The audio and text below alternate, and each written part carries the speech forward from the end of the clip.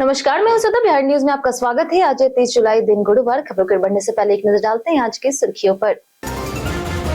श्रावणी मेला 2026 में कांवड़ियों को मिलेगा डिजिटल सुविधा। सीएम सम्राट चौधरी ने लॉन्च किया ई श्रावणी ऐप। यात्रा होगी सुरक्षित और आसान। बिहार सरकार का बड़ा फैसला। किशनगंज, पूर्णिया और कटिहार में शुरू होगी चाय विकास योजना। किसानों को मिलेगा 6.55 करोड़ का लाभ। बिहार में शिक्षक बनने का बड़ा मौका। टीआरई 4 के तहत 32,388 पदों पर होगी भर्ती। सीएम सम्राट चौधरी ने किया ऐलान। बिहार सरकार का बड़ा कदम। पैक्स और सहकारी समितियों को मिलेगा डिजिटल प्लेटफॉर्म। वित्तीय सहायता और स्टार्टअप जैसी सुविधाओं का लाभ। बिहार कैबिनेट का महिलाओं को बड़ा तोहफा। आंगनबाड़ी में 22,000 पदों पर भर्ती को मिली मंजूरी। जल्द शुरू होगी प्रक्रिया। सहकारिता क्षेत्र में बड़ा बदलाव। बिहार की हजारों समितियों को मिलेगा 20 लाख तक का फंड। डिजिटल सिस्टम से होगी मजबूती। भारतीय क्रिकेट का नया सितारा चमका। वैभव सूर्यवंशी ने T20 इंटरनेशनल रैंकिंग में लगाई लंबी छलांग। कम उम्र में बनाया बड़ा रिकॉर्ड। चलिए एक नजर डालते हैं अब तक की 25 बड़ी खबरों की ओर। बिहार पुलिस भर्ती का आज अंतिम दिन। Bihar police subordinate services commission यानी कि BPSSC द्वारा पुलिस कंपनी कमांडर भर्ती 2026 के लिए आवेदन करने का आज अंतिम मौका है। इच्छुक उम्मीदवार bpssc.bihar.gov.in पर जाकर के ऑनलाइन आवेदन कर सकते हैं। आवेदन के लिए किसी भी मान्यता प्राप्त विश्वविद्यालय से स्नातक होना अनिवार्य है। आयु सीमा 1 अगस्त 2026 के अनुसार न्यूनतम 20 वर्ष, पुरुषों के लिए अधिकतम 37 वर्ष और महिलाओं के लिए 40 वर्ष तय की गई है, जबकि आरक्षित वर्ग को नियमानुसार छूट मिलेगी। आवेदन शुल्क 1100 रुपए है। सामान्य ओबीसी पुरुषों की न्यूनतम लंबाई 165 सेंटीमीटर, ईबीसी SC ST की 160 सेंटीमीटर तथा महिलाओं की 155 सेंटीमीटर और न्यूनतम वजन 48 किलोग्राम होना चाहिए। चयन प्रारंभिक परीक्षा, मुख्य परीक्षा और शारीरिक दक्षता परीक्षा के आधार पर होगा। चयनित अभ्यर्थियों को लेवल 6 के तहत वेतन मिलेगा। अगर आप भी BPSSC की तैयारी कर रहे हैं तो लिंक पर ऐप पर जाकर के फ्री मॉक टेस्ट और स्टडी मटेरियल प्राप्त कर सकते हैं। इसके लिए आप गूगल प्ले स्टोर या फिर एप्पल ऐप स्टोर से ऐप को प्राप्त करें। आज से शुरू हुआ सावन का पवित्र महीना। सावन 2026 का पवित्र महीना शुरू हो गया है, जो 28 अगस्त तक चलेगा। इस दौरान देश भर में शिवालयों में भगवान शिव का जलाभिषेक, पूजा अर्चना और कांवड़ यात्रा की धूम रहेगी। सावन को आत्मशुद्धि, संयम और अत्यधिक साधना का विशेष समय माना जाता है। इस वर्ष से 4 सावन सोमवार पड़ेंगे, 3, 10, 17 और 24 अगस्त। पूजा में शिवलिंग पर जल, गंगा जल, दूध, दही, घी, शक्कर और शहद से अभिषेक कर बेलपत्र अर्पित करें तथा ओम नमः शिवाय और महामृत्युंजय मंत्र का जाप करें। मान्यता है कि सावन में शिव पार्वती की आराधना से सुख समृद्धि, उत्तम स्वास्थ्य, विवाह संबंधित बाधाओं से मुक्ति और मनोकामनाओं की पूर्ति होती है। बांकीपुर में आज होगा मतदान। पटना की चर्चित बांकीपुर विधानसभा सीट पर आज मतदान होगा। वोटिंग सुबह 7 बजे से शाम 5 बजे तक चलेगी। चुनाव को शांतिपूर्ण और निष्पक्ष तरीके से कराने के लिए सुरक्षा के कड़े इंतजाम किए गए हैं। बांकीपुर के 422 मतदान केंद्रों पर वेबकास्टिंग और लाइव स्ट्रीमिंग के जरिए निगरानी रखी जाएगी। कुल 25 उम्मीदवार चुनाव मैदान में हैं। मतदान से पहले 48 घंटे का साइलेंट पीरियड लागू है, जिसके तहत चुनाव प्रचार, रैली और लाउड स्पीकर पर रोक रहेगी। सुरक्षा के लिए केंद्रीय बलों की तैनाती की गई है। मतदान के बाद ईवीएम और वीवीपैट को AN कॉलेज स्थित वज्रगृह में सुरक्षित रखा गया। रेल हादसों की जांच अब ड्रोन से होगी। देश में रेल दुर्घटनाओं की जांच को अधिक वैज्ञानिक और सटीक बनाने के लिए रेलवे नई व्यवस्था लागू करने जा रहा है। अब हर रेल हादसों के बाद घटना स्थल की ड्रोन से रिकॉर्डिंग की जाएगी और एक्सीडेंट रिलीफ ट्रेन यानी कि ART के कर्मचारियों को फॉरेंसिक विशेषज्ञ विशेष प्रशिक्षण देंगे। उन्हें साक्ष्य सुरक्षित रखने, वैज्ञानिक दस्तावेजीकरण और तकनीकी निरीक्षण की जानकारी दी जाएगी। CRS की सिफारिशों के आधार पर यह पहल शुरू की गई है। साथ ही B-स्कैन तकनीक के सॉफ्टवेयर अपग्रेड, चरणबद्ध एडे स्कैन तकनीक, पावर कार में CCTV कैमरे और विशेष सुरक्षा लॉक जैसी व्यवस्थाओं पर भी काम किया जाएगा, जिससे जांच और रेल सुरक्षा दोनों मजबूत होगी। सितंबर और दिसंबर में लगेगी चालान माफी की आखिरी लोक अदालत। राज्य में ट्रैफिक चालान माफी के लिए इस वर्ष से केवल सितंबर और दिसंबर में 2 लोक अदालतें आयोजित होगी।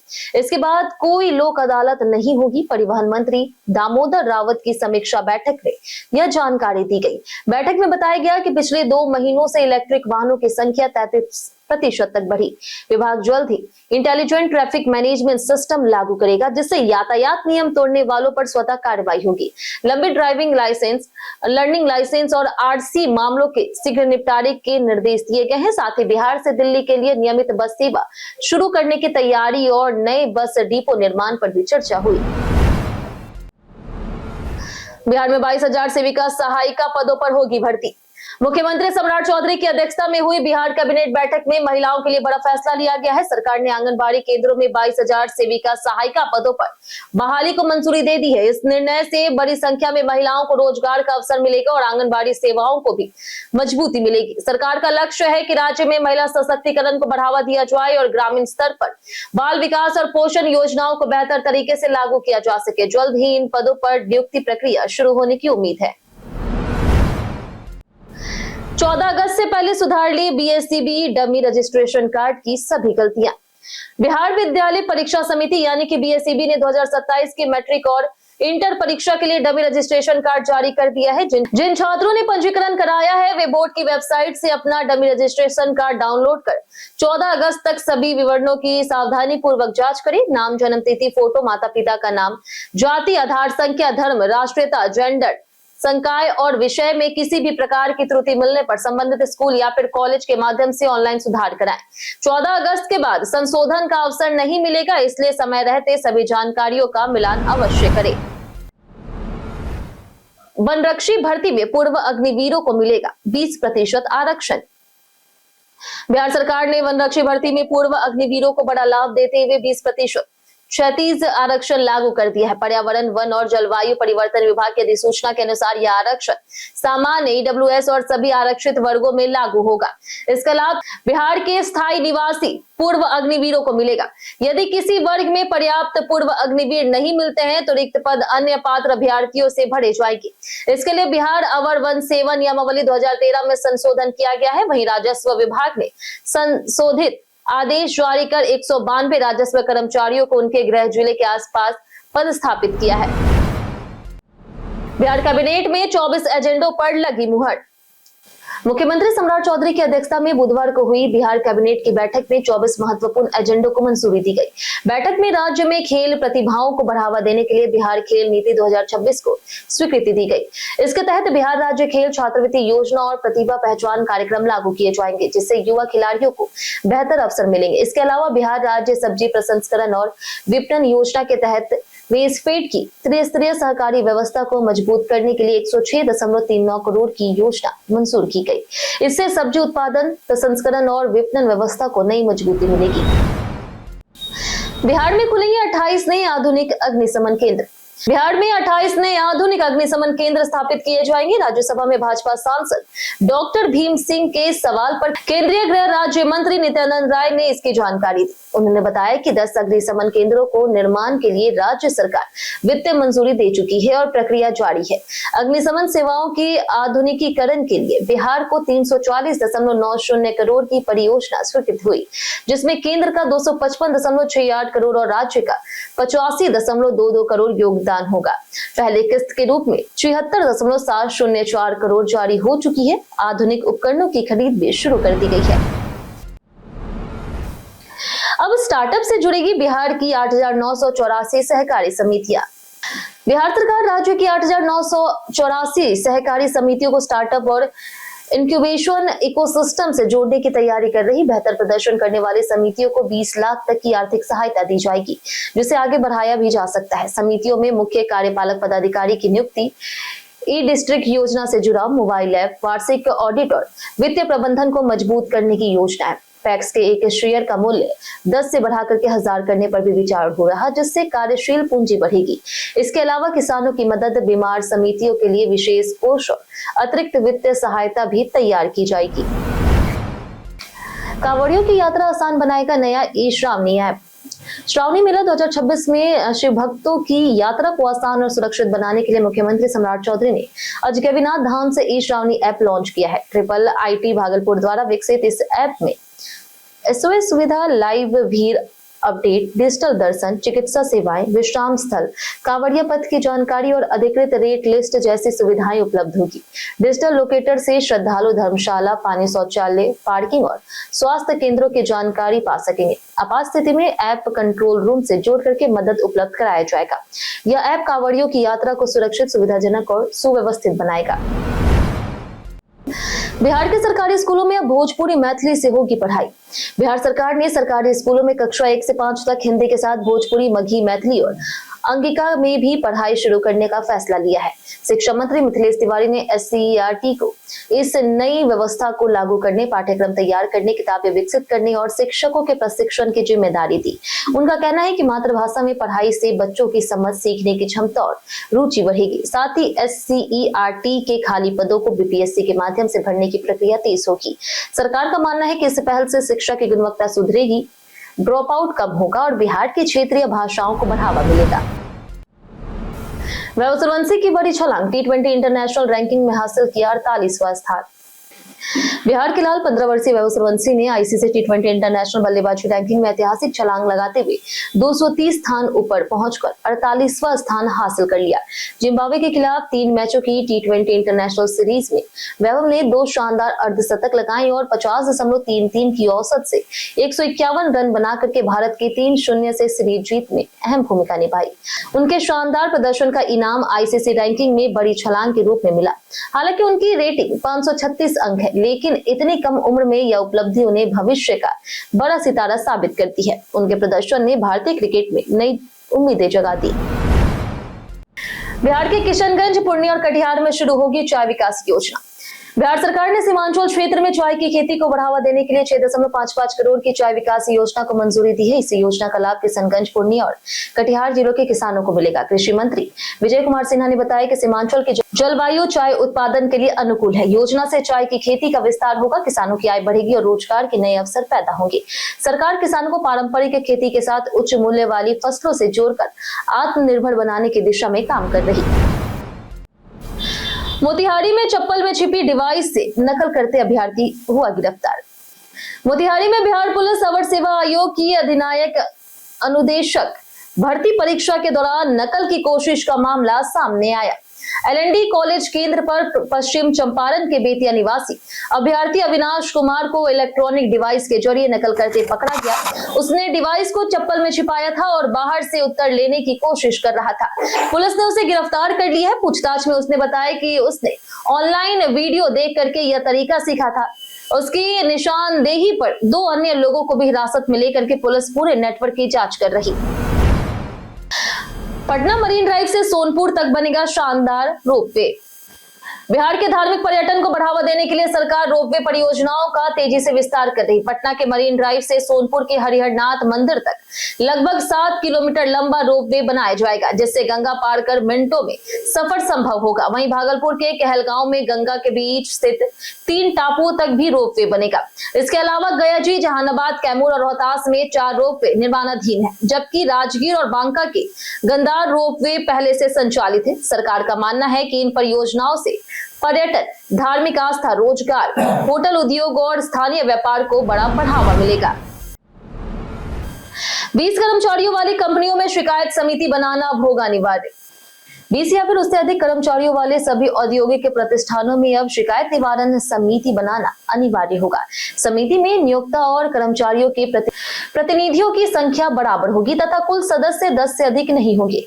मान्यता प्राप्त यूनियन होने पर वही कर्मचारियों के प्रतिनिधि नामित करेगी, जबकि यूनियन नहीं होने पर कर्मचारी स्वयं अपने प्रतिनिधि चुनेंगे। चयन प्रक्रिया ऑनलाइन या फिर इलेक्ट्रॉनिक माध्यम से कराई जा सकेगी। महिला कर्मचारियों को उनकी संख्या के अनुपात में प्रतिनिधित्व दिया जाएगा। समिति के सदस्यों का कार्यकाल 3 वर्ष होगा। इसका उद्देश्य कर्मचारियों की शिकायतों का पारदर्शी, निष्पक्ष और समयबद्ध समाधान सुनिश्चित करना है।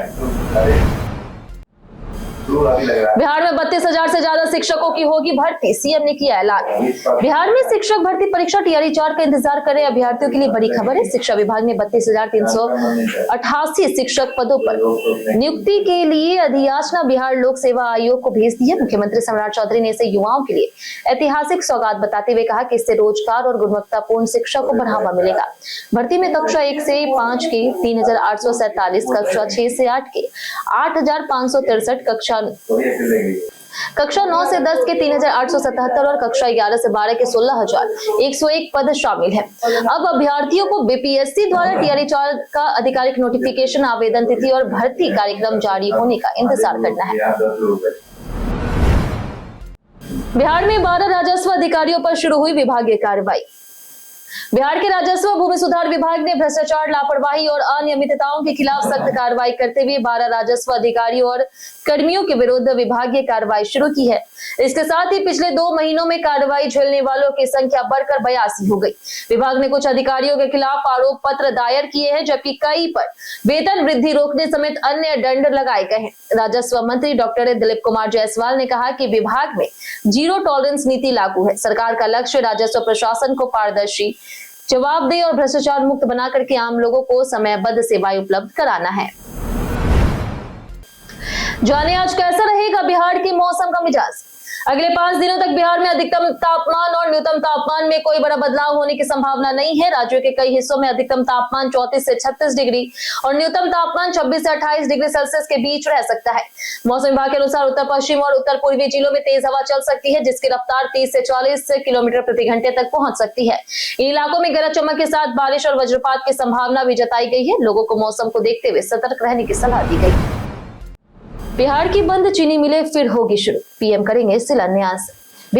बिहार में बंद पड़ी सकरी और रयाम चीनी मिलों के पुनरुद्धार की प्रक्रिया शुरू होने जा रही। प्रधानमंत्री नरेंद्र मोदी 20 नवंबर को दोनों मिलों की पुनः स्थापना कार्य का शिलान्यास करेंगे। राज्य सरकार ने इसके साथ ही 25 नई चीनी मिलें स्थापित करने का लक्ष्य तय किया। गन्ना उद्योग मंत्री संजय कुमार ने बताया कि नई और पुरानी मिलों के शुरू होने से किसानों को बेहतर बाजार मिलेगा, आय बढ़ेगी और रोजगार के अवसर पैदा होंगे। विभाग के अनुसार सकरी और रयाम मिलों में 1 से 2 साल के भीतर उत्पादन शुरू करने का लक्ष्य है। सरकार गन्ना उत्पादन बढ़ाने पर जोर दे रही। कई कारणों से दर्ज है भारत के इतिहास में आज की तारीख।